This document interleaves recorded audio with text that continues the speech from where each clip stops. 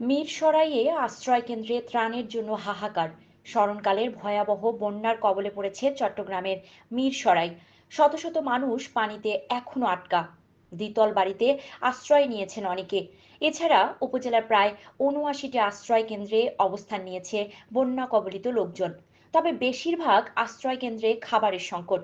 ঢাকা চট্টগ্রাম মহাসড়কের আশপাশের এলাকায় অবস্থিত আশ্রয় কেন্দ্রগুলোতে বারবার খাবার সরবরাহ হলেও ভেতরের আশ্রয় কেন্দ্র ও অনেক বাড়িতে খাবার যাচ্ছে না। ফলে এসব কেন্দ্রে খাবারের জন্য হাহাকার করছে মানুষ।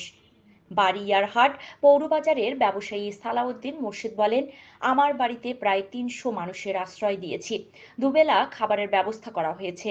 আরও অনেকে ফোন দিচ্ছে আশ্রয়ের জন্য, কিন্তু জায়গা না থাকায় আর রাখা সম্ভব হচ্ছে না। সবচেয়ে খারাপ অবস্থায় আছেন ধুম ইউনিয়নের উত্তর মোবারকঘোনা সরকারি প্রাথমিক বিদ্যালয় আশ্রয় কেন্দ্রের প্রায় ৭০০ মানুষ, যেখানে খাবারের খুব প্রয়োজন, কিন্তু ভেতরে অবস্থান হওয়ায় কেউ খাদ্য নিয়ে যেতে পারছে না। মিরসরাই উপজেলা নির্বাহী কর্মকর্তা ও উপজেলা প্রশাসক মাহফুজা জেরিন বলেন, বৃহস্পতিবারের তুলনায় শুক্রবার পানির তীব্রতা বেড়েছে। বন্যা কবলিত এলাকায় বিদ্যুৎ সেবা বিচ্ছিন্ন। এখানে মোবাইল নেটওয়ার্কও নেই। এতে উদ্ধারের নিশ্চিত সংবাদ পাওয়া দুরূহ হয়ে পড়েছে।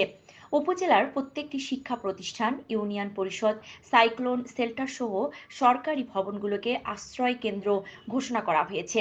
কিন্তু অনেক এলাকায় যোগাযোগ ব্যবস্থার কারণে সময় মতো খাদ্য পৌঁছানো যাচ্ছে না।